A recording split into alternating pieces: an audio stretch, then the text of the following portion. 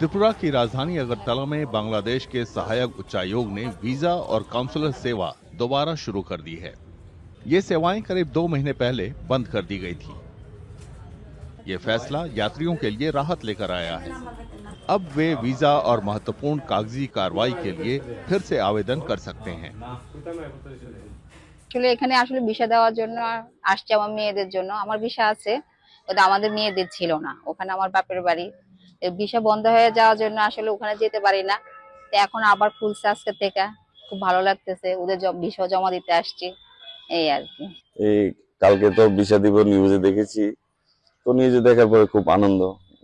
বিগত কয়েক মাস যাবত আমাদের কোনো রিলেটিভ আমরা ওদের সঙ্গে দেখা করতে পারি না, ভিসা নেই, সেই জন্য যেতে পারিনি আমরা। তো আজকে বিষয় খুলেছে, আমরা খুব আনন্দিত, সেই জন্য ভিসার জন্য আসলাম, যেমন বাংলাদেশ মামার বাড়িতে। ढाका में हिंदू भिक्षु चिन्मय कृष्ण दास की गिरफ्तारी के खिलाफ प्रदर्शन कर रहे लोगों ने अगरतला में मिशन परिसर में तोड़फोड़ की थी। इसके एक दिन बाद यानी 3 दिसंबर 2024 से बांग्लादेश के सहायक उच्चायोग ने सेवाएं बंद कर दी थीं। उस घटना के बाद पुलिस ने मिशन की सुरक्षा बढ़ा दी है।